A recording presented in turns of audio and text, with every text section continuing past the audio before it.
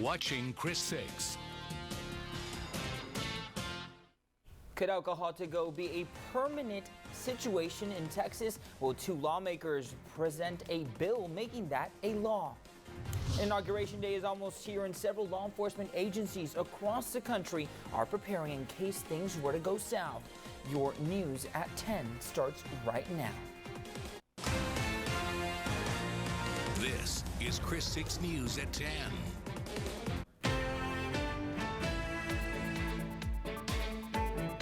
You're watching KRIS 6 News at 10. I'm Javier Guerra. Thank you so much for joining us. We continue to see a rise in COVID-19 related deaths and cases here in Wessex County. Let's go ahead and take a look at those numbers right now. 4 COVID-19 related deaths were reported just today. 605 people have now lost their lives to this virus. Let's go ahead and take a look at the new cases. 134 new cases also reported in Wessex County. That brings a total to more than 32,600. Just shy of 29,000 people have recovered from this virus. And don't forget that we're also tracking COVID-19 across the coastal bend. For those updates and those exact COVID-19 numbers, you can go ahead and head to our website. That's kristv.com.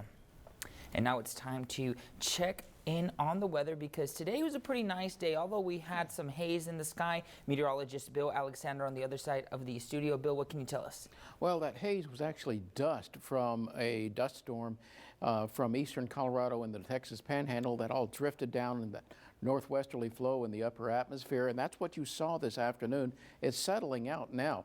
We've got 49 degrees out there. It's generally fair skies out there right now, an east wind at 10 miles an hour.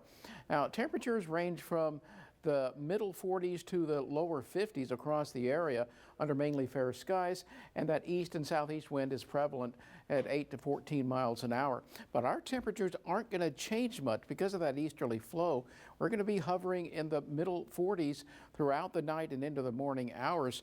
But tomorrow, well, another beautiful day. When does rain come back?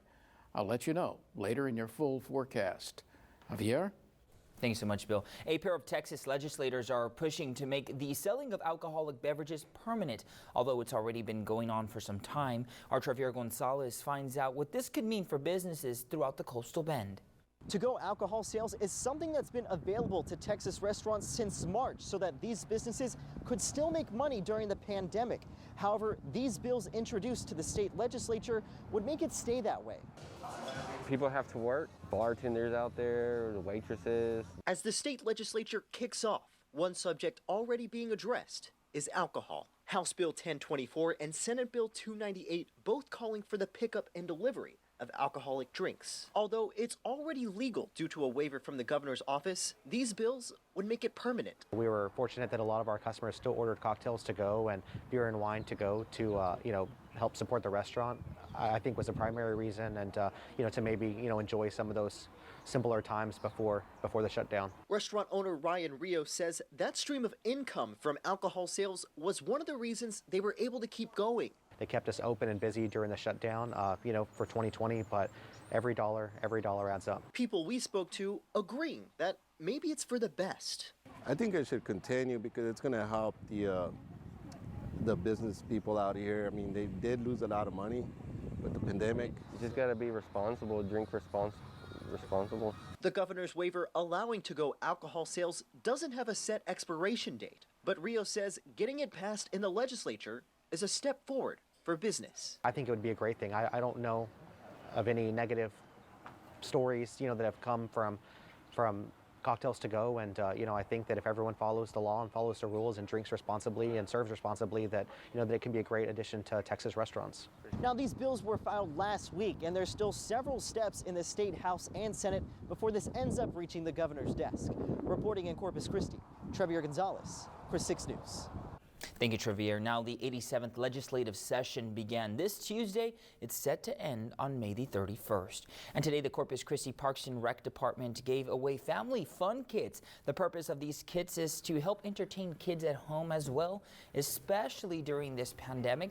The event was a curbside event and several people stopped by. So this is a great opportunity for the kids to have some fun activities to do during the upcoming intercession. All right, well, there you heard it. 300 kits were given out to residents today. There will be another similar event in February. And the Connie Hager Cottage Sanctuary is getting some much-needed TLC.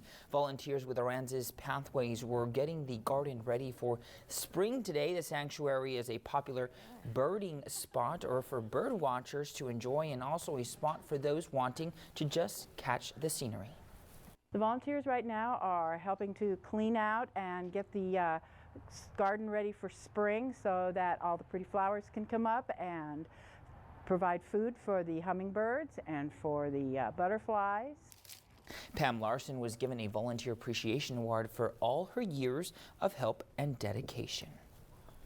And today, the Ingleside on the Bay Coastal Watch Association gathered today to peacefully protest a permit submitted by Moda Oil. The association says the exhaust of the ships are providing air and water quality issues. They say the main goal of the protest was to stop the permit and help the local sea life and improve air and water quality. This is the McGloin's Bluff, the tallest geological feature all along the Gulf Coast. And this site was home to the Karakua Indians and campsites. And what we're here to do is to stop this development. Now, the association says the main goal of today was to bring awareness on this situation. Law enforcement across the country remains in high alert ahead of Inauguration Day. Details on what is planned to make sure everything runs smoothly when we come back.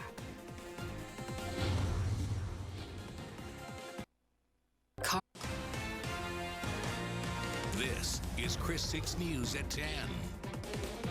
Thanks for staying with us on KRIS 6 News. Now, it will be an inauguration day like no other. In the middle of a devastating pandemic, 2 weeks after the riots at the U.S. Capitol, days after an impeachment hearing, and threats of more violence to come. It brings up an important question. Should President-elect Joe Biden and Vice President-elect Kamala Harris take their oaths of office outside? Britt Conway has some perspective from current and former law enforcement officials. Inauguration Day, January 20th, 2021, and law enforcement officials around the country are getting ready. There's a great deal of very concerning chatter, and it's what you don't know that we are preparing for. Hoping for the best, preparing for anything, especially in the nation's capital, where President-elect Joe Biden and Vice President-elect Kamala Harris are expected to take their oaths of office outside.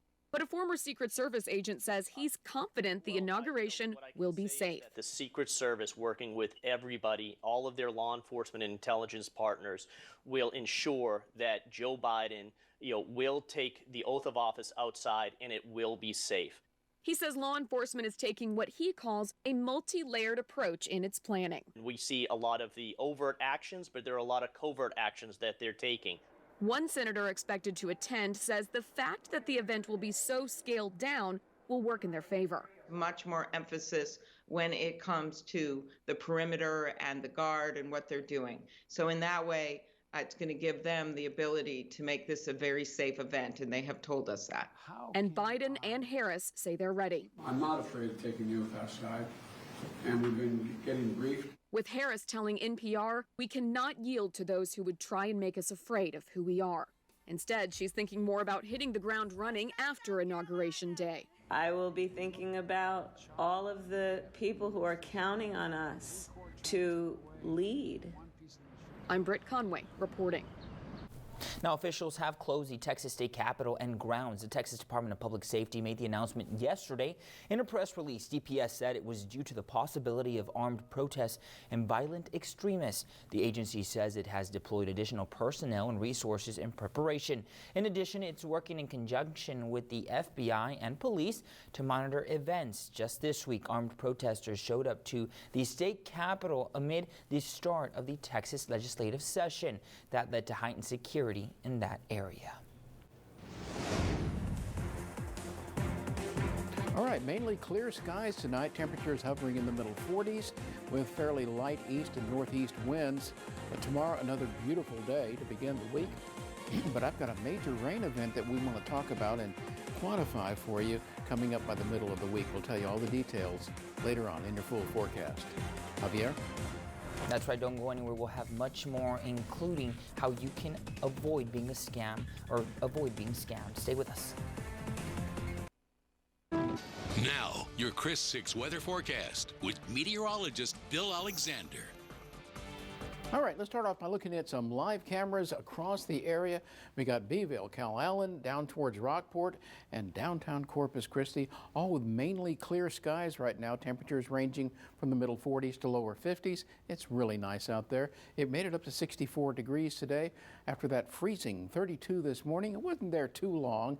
But if you brought in your tomato plants, well, good for you. You kept them safe because it's not going to see any freezing conditions at least the next week. So let's go ahead and take a look at what we have going on. There's a weak upper level disturbance marching across the northern half of the state, and that has produced just a few little hit and miss showers, basically from northeast Texas back through the low rolling plains into the Trans-Pecos, but not much of that is reaching the ground, and the reason is the air underneath it is fairly dry. It is kind of cool though, and you can see temperatures in the 30s over the high plains, 40s and 50s elsewhere, 30s also in deep East Texas down into the Houston area, but it's a typical January evening out there with temperatures mainly here in the 40s and low 50s, the water in the mid 50s. Now, here's that weak little trough moving across here. That's associated with that upper level disturbance, and that ushers in a little bit of high pressure that is fair skies for a while. It doesn't last long though, quickly shifts to the east, and then a southerly wind comes rushing in with warmth and humidity by as early as Monday. Now, this front you see here, not going to make it to us, but it will get close enough to work with an upper level disturbance to give us a considerable amount of rain midweek. Now, overnight, well, we're going to see temperatures dropping into the lower to the middle 40s everywhere except the immediate coastline, and that's where you're going to see those low to middle 50s because of the proximity to the Gulf of Mexico, which is considerably warmer than the air. All right, let's go ahead and take a look at some highs tomorrow. I think you're going to like this. Upper middle 60s along the coastline, lower 70s in the interior. Lots of sun out there. Fairly light winds, that is, until you get to Monday. And then those southerly winds dramatically increase in response to that approaching cold front. And we're looking at 15 to 25 miles an hour in gusts. So that's going to bring a lot of humidity back into the area. And here's system 1, the one that just brought those little showers into West Texas, quickly kicks out. The next one is more prominent, enough to bring in a lot of moisture and work with that front coming on down and to give us a better chance of rain midweek. As it moves on past us, most of the rain will kick on off to the north of us, so we'll be on the southern edge of any significant rain. We'll be watching out for this next system out west a week from today. So how much rain are we talking about? Well, it could be, as I said, significant, but mainly north of the coastal bend, all the way along the I-10 corridor, back on into the hill country. That's where they're going to see the most amount of rain Tuesday and Wednesday. Tonight, though, mainly clear skies, lows in the middle 40s, and then tomorrow, beautiful high in the upper 60s, and then highs in the 70s all week long. That chance of rain from about Tuesday afternoon right on through about the morning of Thursday. Other than that, it's looking great with above normal temperatures, both highs and lows looking fairly mild. And your Martin Luther King Day looks terrific. Javier? Some nice temperatures. Thank you so much, Bill. Are you receiving unemployment benefits? Well, when we come back, find out how you can avoid becoming a victim of scams. Stay with us. This is the Rebound Coastal Bend, brought to you by Conviva. Visit us at convivacarecenters.com. Thanks for staying with us on KRIS 6 News. Foreign scammers are ramping up efforts to defraud our unemployment systems. Now, they've already made out with billions of dollars in just an 8-month period, according to the Department of Labor. Now, Alicia Nieves shows us how these scams could affect you even if you are not unemployed and what everyone should look out for this month. While millions of Americans have lost their job during this pandemic, Corey Hanza, a senior marketing director, is fortunate to have maintained his. However, so back on December 23rd, I woke up and I got a very odd email from my HR department. And basically they said, we wanted to let you know that somebody has filed unemployment under your name. Hansa pays for identity theft alerts and protections, and still someone was able to steal his information and file an unemployment claim in his name. And before he could figure out what to do, they sent me a credit card already with a debit ability to get money, and I'm like, what are you doing?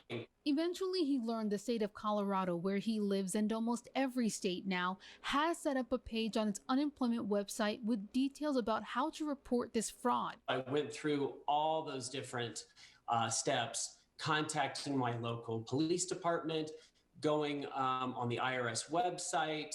There's no exact number of how many people have had their identities stolen by these recent scams, but the Department of Labor has identified this number. 36 billion.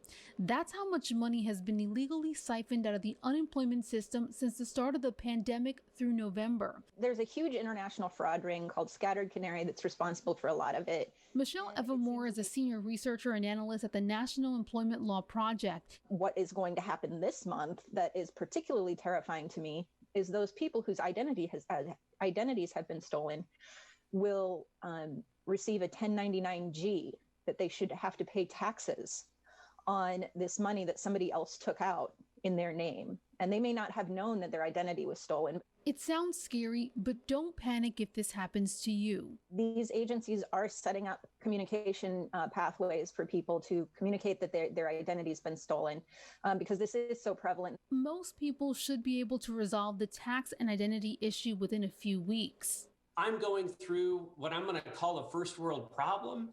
But some other people are going through a lot worse. Some, like Hansa, worry more about how these scammers are affecting those who actually have lost their jobs. In the most recent relief bill, now every single state has to have another step of identity verification in order for people to get benefits. And as we know, any hurdle to benefits is going to disclude people. At the very least, the requirement is meaning some have to wait longer for benefits they desperately need now. I'm Alicia Nieves reporting. And don't forget, if you have a story idea, you can go ahead and send us an email, or even if you have a question about the COVID-19 pandemic or the rebound, go ahead and send us your questions to rebound@kristv.com. And don't go anywhere. Bill Alexander will be back with a final look at our forecast. Stay with us. Hello. It's going to be a beautiful night, seasonably cool temperatures out there, dropping into the middle 40s, or at least holding in the middle 40s overnight. A great looking Sunday into the upper 60s. Warmer yet right on through the work week, but we do have a good chance for showers and thunderstorms, more showers than thunderstorms, from Tuesday night through Wednesday and ending early Thursday. In other words, we'll make up some of that rainfall deficit. Could be a really wet midweek. Javier? All right, Bill, thank you so much. Thank you so much for joining us on this Saturday. We hope that you can join us bright and early for KRIS 6 News Sunrise with Patrick Johnstone and with Tom Harris. Thank you so much for joining us. Have a great one.